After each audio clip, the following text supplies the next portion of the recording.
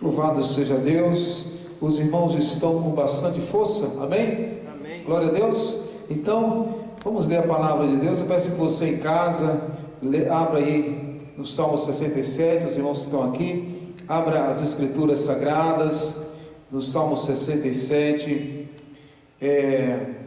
Enquanto você está abrindo as Escrituras,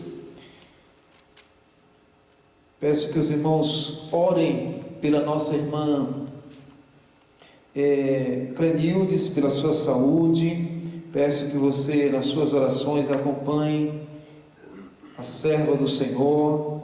Estive conversando com ela hoje, orando com ela, e eu peço que os irmãos orem, coloquem na sua listinha de oração a vida da irmã Clenildes. Salmo 67 é um dos salmos muito bonitos. Esse salmo aqui, ele é escrito na forma de quiasmo. Não, pastor, não entendi. Quiabo? Não é o quiabo, é quiasmo. Esse salmo é uma forma literária, que ele é assim uma riqueza muito grande. É um salmo em que essa forma de literatura, ela é uma literatura assim, que o versículo 1, ele está ligado, completando com o versículo 2, e o versículo 3, ele vai fazer uma sequência.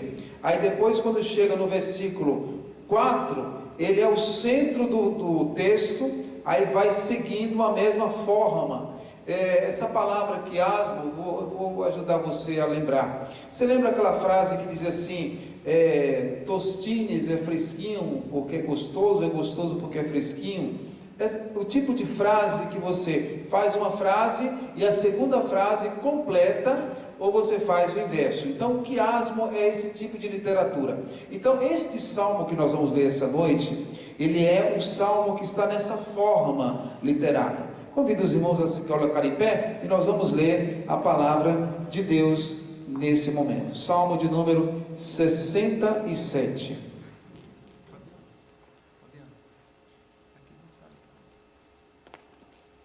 Salmo 67 diz assim, eu vou ler na tradução aqui da século 21.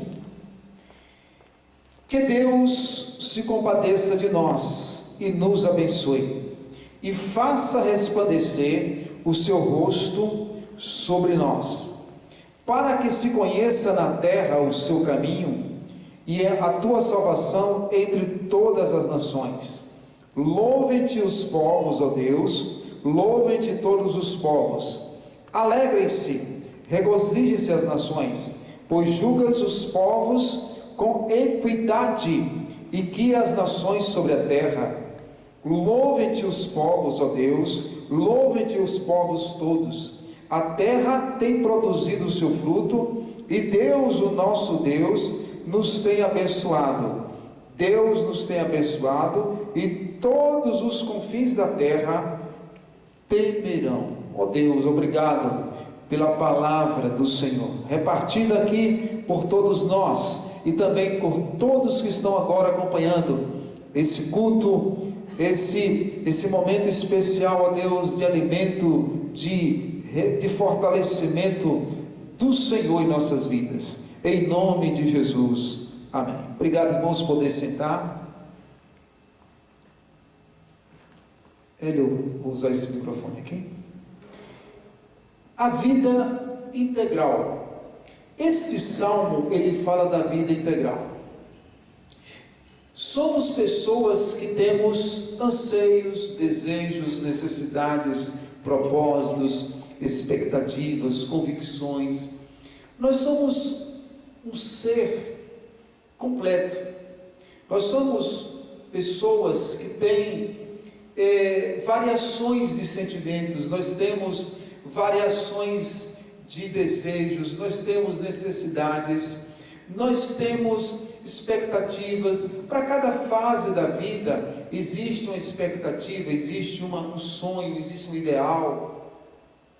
Eu lembro do saudoso pastor Isaltino, ele contando que quando ele pensava assim, quando me aposentar, Todos pensam assim, ir para uma chácara, ir para uma roça. Ele disse: o meu sonho é ter uma biblioteca no centro de São Paulo para ficar lendo. Então, o sonho dele, diferente de todos, né? Mas isso significa o seguinte, que nós temos várias áreas da nossa vida, E algumas pessoas, elas vão até Deus quando elas usam Deus assim como um balcão de atendimento. Por exemplo, a pessoa está doente, ela diz: eu vou na igreja, eu vou buscar a Deus, eu vou fazer uma oração, olha, ora por mim, porque eu estou doente e tal, eu estou precisando de emprego. Então, existem algumas pessoas que têm Deus e têm a igreja, o reino de Deus, e até mesmo a Bíblia, né? Ela deixa lá no Salmo 91, e o Salmo 91 fica até amarelo, porque ela diz: eu vou deixar aberto aqui, vai que espanta algum mal olhado, alguma assombração, então deixa eu deixar o Salmo aberto lá. Então tem algumas pessoas que elas têm assim uma visão de Deus, uma visão da igreja utilitária. Eles dizem: deixa eu procurar o pastor aqui, pastor, me ajuda aqui, mas eu estou mais precisando de uma utilidade. Então, existem algumas pessoas que têm Deus, o reino de Deus, como algo utilitário. Outros, eu estranho, eu não preciso de Deus, eu não preciso de Bíblia, eu preciso de dinheiro, eu preciso de um bom emprego, e olha, eu preciso ser bem sucedido na vida. E algumas pessoas acham até a igreja desnecessária. Então, um sentimento que as pessoas têm de serem supridas, e elas dizem assim: olha, se eu tiver dinheiro, eu posso ter tudo. Então, um pensamento assim. Ambos os pensamentos, eles são equivocados. Esse Salmo 67, ele nos dá um norteamento e um equilíbrio da vida integral encontrada em Deus. Vamos ver, ele é dividido aqui em pelo menos 5 partes. Ele é dividido aqui, ele apresenta a parte da nossa vida como pedidos, né, nossas necessidades, no primeiro versículo. Depois nós vamos ver aqui os objetivos da vida, no versículo 2, nós temos objetivos. Nós vamos ver também que nesse salmo apresenta os desejos, as nossas alegrias, e também vemos aqui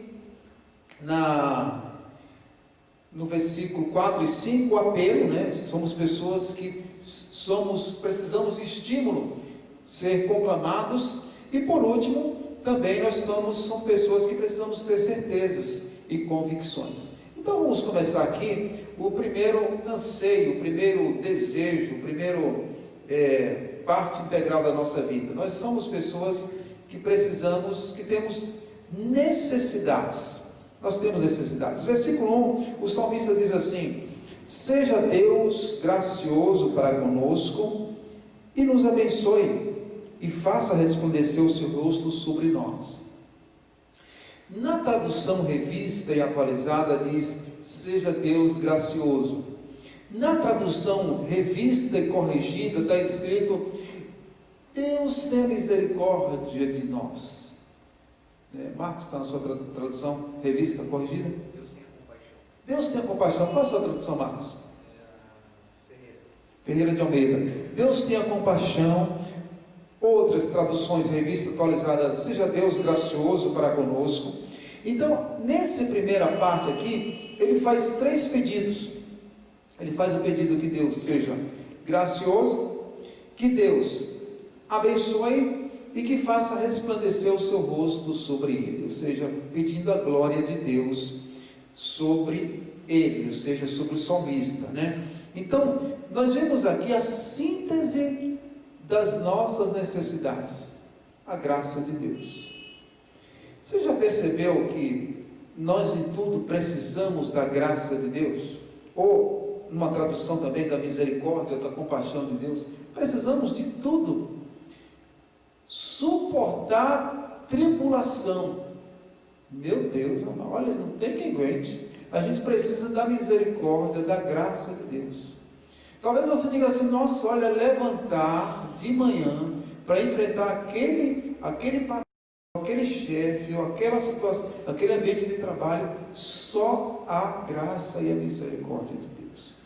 Todos nós, às vezes tem alguém que diz assim: olha, alguns dizem assim: Aguentar o parente, Jesus amado, só a graça de Deus. Outros dizem assim, não, olha, meus parentes é maravilhoso, glória a Deus. Mas tem outros que pensam assim, olha, parente precisa de porção dobrada da graça e da misericórdia de Deus. Os problemas da vida, nós precisamos da graça e da misericórdia de Deus. Para obedecer os mandamentos de Deus, a gente precisa da graça, porque a gente olha as Escrituras Sagradas e diz, Senhor, a gente precisa da graça do Senhor. E para ficar firmes nesses tempos, e para ficar firmes no dia mau, e para ficar firmes com coisas que a gente não consegue entender, e para ficarmos firmes numa era em que a própria profecia diz que o amor de muitos esfriará. Como ficar firme, Manaus, nesse tempo? A gente precisa da misericórdia, da compaixão, da graça de Deus. Qual for a tradução sua? E para vencer os principados e potestades, precisamos da graça de Deus. Como lutar com demônios? Lutar com principados e potestades que a gente não vê, mas a gente percebe a opressão, a gente percebe o clima pesado no lugar que a gente vai. Como vencer? Só a misericórdia de Deus, só a graça, essa graça de Deus. Então o salmista, ele começa pedindo que o Senhor se compadeça de nós, que Deus seja gracioso, ou seja, manifeste graça, que Deus tenha compaixão de nós. E aí o segundo pedido, ele diz que nos abençoe. O segundo pedido, nos abençoe. Ou seja, bênção quer dizer manifestações práticas da bondade de Deus.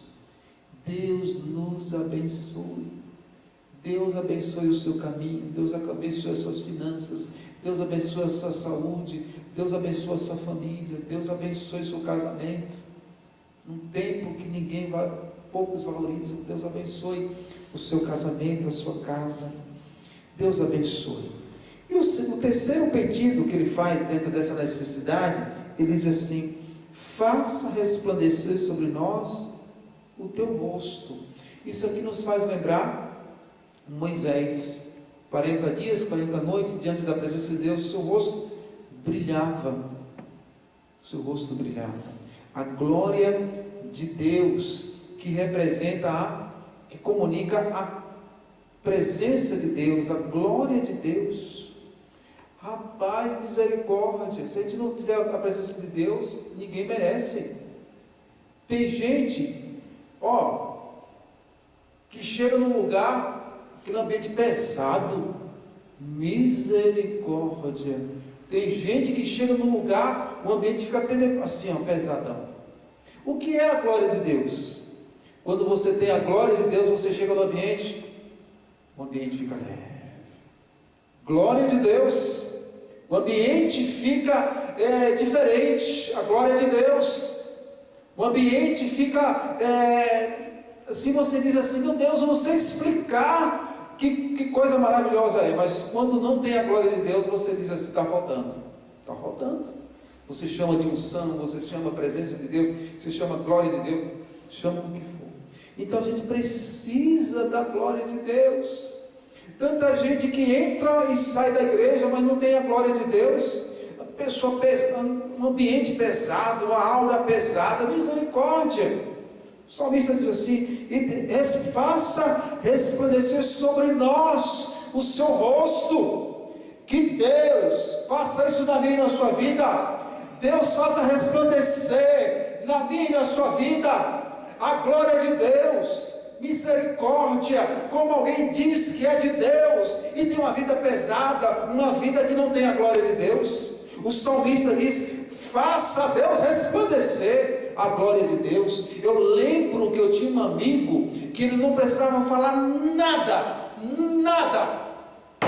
presença de Deus na vida dele, era a glória de Deus. Que coisa maravilhosa, que coisa boa. Quando a glória de Deus resplandece em você, você não precisa falar nada, você chega e Deus atua. Você chega e Deus já chegou na frente. Está lá o maior problemão, você chega, E Deus fala. Antes dessa pandemia, eu fui fazer uma visita num lugar, contei isso para a igreja. A jovem doente na cama, e eu preocupado. Jesus, eu preocupado. Quando eu cheguei na casa, eu não vi ninguém doente. Eu vi foi a glória de Deus. A jovem estava ali, mas era Deus agindo, tinha a glória de Deus ali. Glória de Deus. Tem gente que está andando, tem gente que está sadio, entre aspas, mas está sem a glória de Deus, está doente da alma, do consciente, do subconsciente. Misericórdia, pede a Deus nesse tempo: Senhor, faça resplandecer a sua glória na minha casa, na minha vida. Senhor, tu me chamastes para ser representante do Senhor nesse mundo triste e tenebroso. Faze resplandecer a sua glória sobre mim. Meu Deus, eu fico assim, a minha alma fica aflita, que tanta gente que está com a Bíblia na mão e assim falta essa glória. Então entra e sai da igreja e cadê a glória de Deus? O salmista diz: seja Deus gracioso e nos abençoe e faça resplandecer o seu rosto sobre nós. O segundo pedido, na parte integral da nossa vida, ou segunda parte, são os objetivos. Para que ele pede que Deus abençoe? Para que Deus faça resplandecer o seu rosto?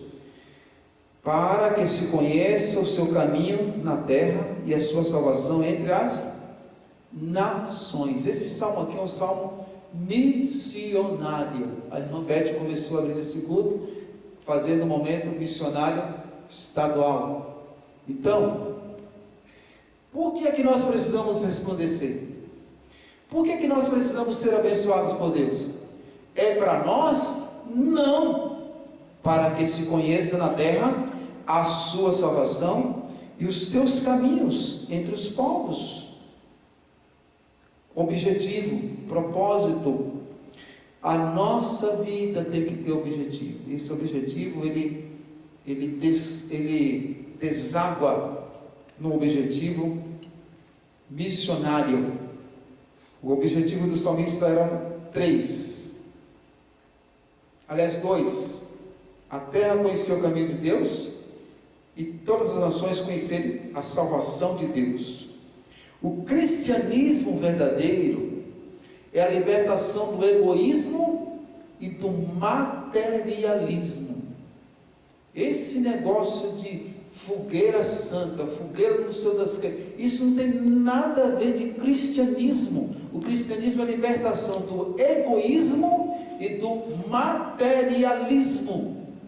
O cristianismo verdadeiro, ele deságua na proclamação do evangelho para a salvação das pessoas. Isto é cristianismo. Então, qual é o nosso propósito nessa terra? Deus nos abençoar para que nações conheçam.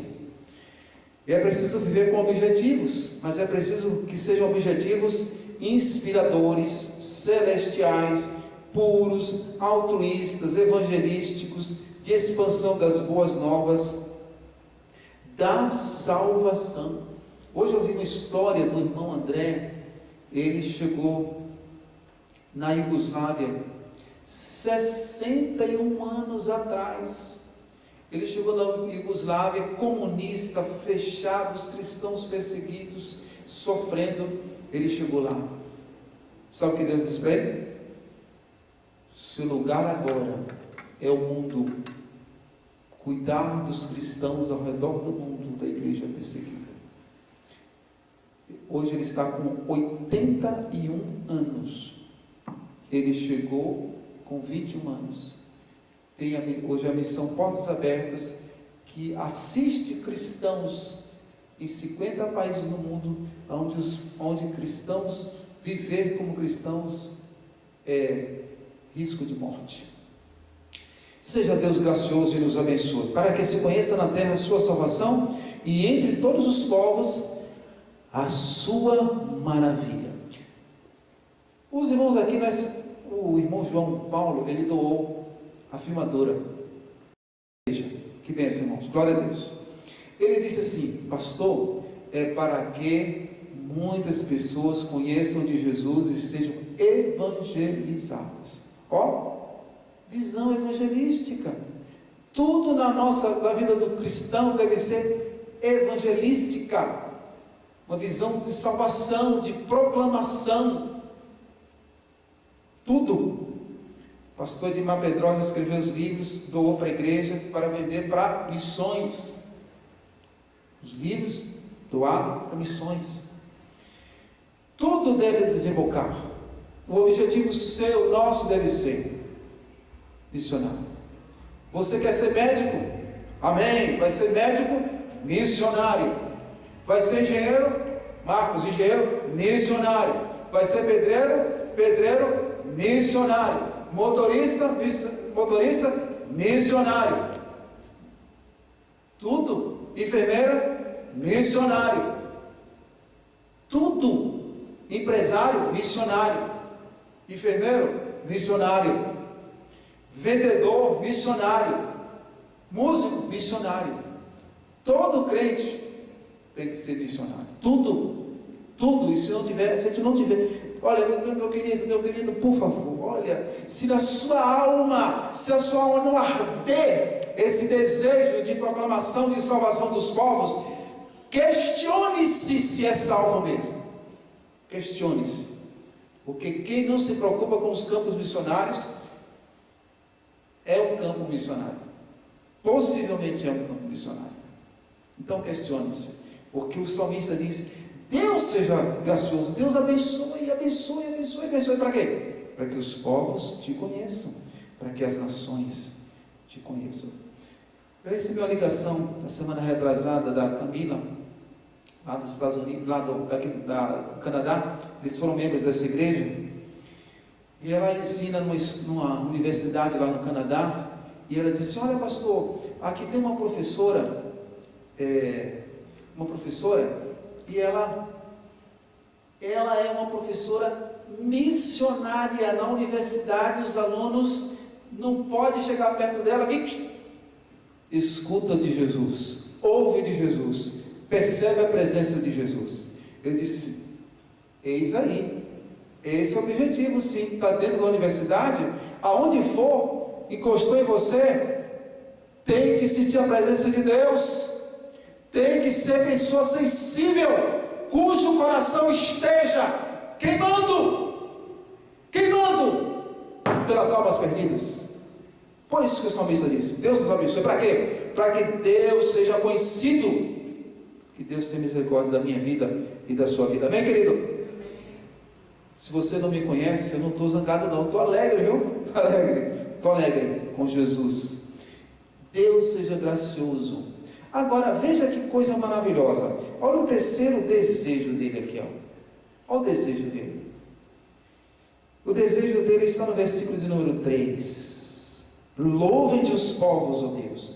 Louvem-te os povos todos. Olha que desejo. Ele expressa aqui 3 desejos: alegrem-se, exultem e louvem. São 3 ações trigêmeas. Alegrem,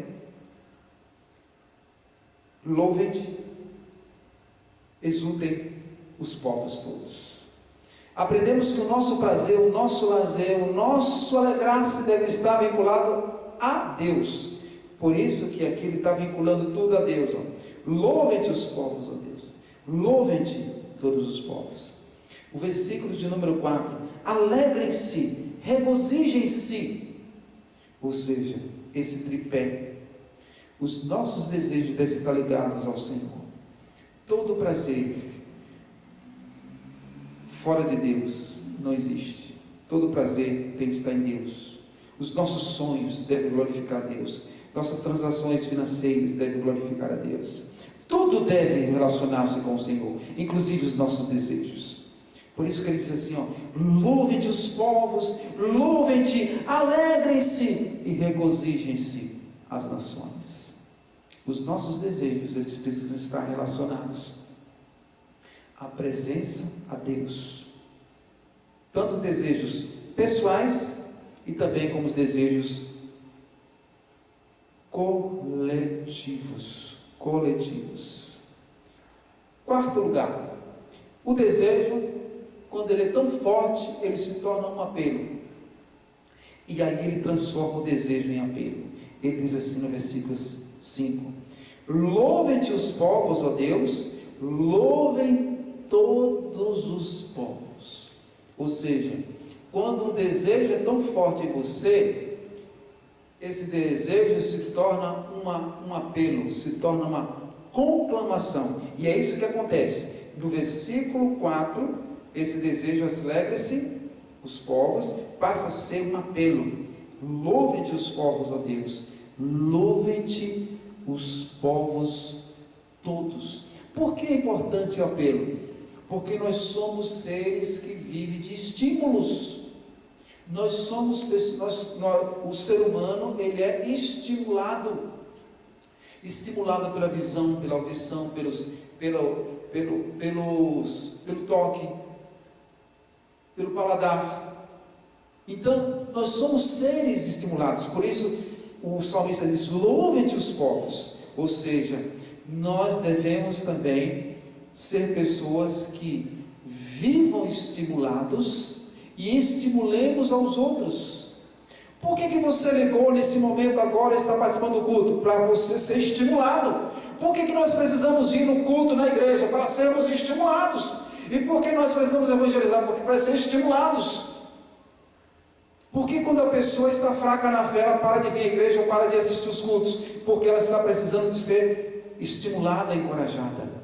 Então a gente precisa ser encorajado, ser apelado, um apelo inteligente, um apelo moderado, um apelo que traga entusiasmo e encorajamento. Olha o profeta Isaías, o que ele disse em Isaías 54:1: todos vós que tendes sedes, vinde às águas. Apelo, conclamação. Ou seja, apele. Quando você falar de Cristo para alguém, não deixe a pessoa ir embora. Terminou de falar de Cristo, faça uma conclamação: venha a Cristo, porque essa pessoa pode morrer amanhã ou passar, você não tem mais oportunidade com ela. Então, conclame, estimule alguém para cultuar a Deus, estimule alguém para ler as Escrituras. Nós somos seres, nós somos pessoas que precisamos ser estimulados. Você diz assim: pastor, graças a Deus, quando eu vou para a Bíblia, eu vou correndo assim, graças a Deus por você.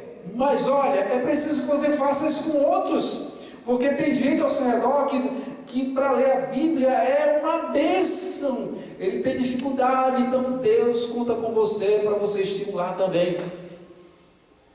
Talvez você diga assim: pastor, olha, para oração, eu passo meia hora, 1 hora, 2 horas, eu vou assim, abraço, passo tempo com Deus. Glória a Deus, querido, pela sua vida. Mas você precisa também estimular outros. Nós somos seres que vivemos sob estímulo e precisamos estimular outros. Lembra-se de Hebreus 10:25?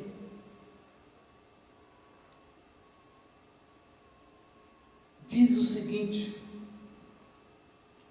não deixemos de congregar, como é costume de alguns. Antes, admoestemos, encorajemos uns aos outros. Somos seres estimuladores e somos seres que precisamos ser estimulados. Por isso que o salmista diz: louvem-te os povos, ó Deus, todos os povos louvem. Por isso que no culto precisa ter apelo, precisa apelar. você não pode calar diante de um mundo perigoso, você falar de Cristo e não apelar para alguém para aceitar a Jesus.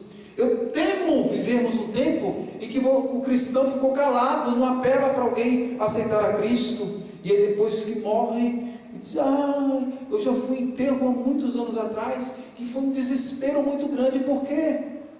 Porque teve a oportunidade de falar de Cristo para a pessoa, mas não falou, de apelar, mas a pessoa não fez. Então apele, faça conclamação. Último lugar, o salmista nos fala aqui da certeza. Olha que coisa maravilhosa. Quando Deus nos abençoa, quando Deus ele supre as nossas necessidades, nós buscamos ao Senhor, quando os povos conhecem o Senhor, quando nós louvamos a Deus, quando nós apelamos, aí vem algumas convicções. Aí na parte final do Salmo, ele diz a terra, ele vai falar sobre convicções. A terra tem produzido o seu fruto, e Deus, o nosso Deus, nos tem abençoado. Olha que coisa linda, ele está pedindo. Depois ele passa declarando o propósito: as nações conheçam o Senhor. Aí depois ele fala da alegria de louvar a Deus. Depois o apelo para que as nações adorem a Deus. E aí ele termina com convicção. Termina com certezas. Ele diz assim, a terra tem produzido fruto. Deus está ouvindo. Convicção. Quando você anda na presença de Deus, quando nós buscamos a Deus, há convicção, há certezas. Como? Hebreus 11. A fé é o firme fundamento das coisas que se esperam, e a prova das coisas, ou a convicção das coisas que não se veem. Então o que nós precisamos nessa vida? De convicção. E aí ele vai citar 3 convicções: o fruto da terra, a bênção de Deus e o temor das nações. Ele diz assim, Deus os tem abençoado, e os confins da terra o temerão. 3 convicções: fruto da terra, bênção de Deus e temor das nações. Lembra de Jacó? Lutou com Deus, lutou. Ele disse: não te deixarei se não me abençoares. Rapaz, que oração é essa que você está fazendo, meu querido? Ora com convicção, ora como Jacó. Senhor, não vou levantar daqui não, enquanto o Senhor não me dizer sim, não, espere, Senhor. Vai, querido, vai para o abraço do Pai Celestial, mas vai com convicção.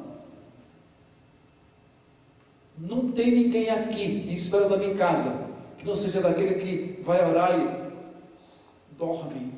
Não faz isso, por favor. Seja uma pessoa de convicção. Uma pessoa de convicção, ele vai, se ajoelha e diz: Senhor, só tem repolho na geladeira, mas eu vou levantar daqui, esse repolho vai ser multiplicado. Amém, querido? Em nome de Jesus. Eu sei quem tenho crido, e eu sei que é poderoso para guardar o meu tesouro até o dia final. Confie no Senhor. Está duro, está difícil. Deus, você disse: não sei nem orar. Não sei nem orar, Senhor. Você eu estou com a cabeça que nem sei nem orar. Fala com Deus assim: Senhor, me abraça, Senhor, me abraça. Eu não sei nem, eu estou tão assim atribulado que eu não sei o que fazer. Me abraça. Pede a Deus para te abraçar. E vai dormir com Deus abraçado. No outro dia você vai estar leve. Deus nos tem abençoado, versículo 7. E os confins da terra o temerão. Deus nos tem abençoado. Convicção. Andar com Deus é um caminho de absolutos, de convicção, de certezas, de causas e efeitos. Ninguém, se você esquecer tudo do estudo desta noite, eu peço que você lembre disso aqui. Ninguém leva a sério quem não tem certeza de nada. Ninguém leva a sério quem não tem certeza de nada. Ninguém. Agora o contrário. Quando alguém tem certeza, convicção, mesmo que ela não creia como você, mesmo que ela não tenha certeza como você, mas ela olha para você e diz assim: esse crente anda na presença de Deus. Eu não creio em Deus, mas esse crente, ele anda com Deus. É isso que é vida cristã. É isso que é vida cristã. É convicção. Você pode estar no meio uma universidade, no meio de um povo que não crê em Deus, um país ateu, seja o que for, mas quando você chega convicto da presença de Deus, Deus usará a sua vida, e as pessoas vão dizer: Beth, eu quero a fé que você tem. Guinaldo, eu quero seguir a Cristo como você. Marcos, eu quero seguir o Senhor como você. Porque convicção é importante, imprescindível. Imprescindível. Mas pastor, como é que vem a convicção? Está aqui o texto. Seja Deus gracioso, pede ao Senhor. Seja Deus gracioso, e nos abençoe e faça resplandecer o seu rosto sobre nós, para que se conheça na terra a sua salvação e entre todos os povos a sua glória. Deus está cuidando de tudo, de todos. O Senhor não deixou nenhuma parte para que outro Deus, outro Espírito substituísse. Tudo. Não existe aquele negócio assim: Deus cuida da alma, aí a parte sexual ele entregou para o diabo. Não, nada disso. Deus cuida da parte sexual. Deus cuida da parte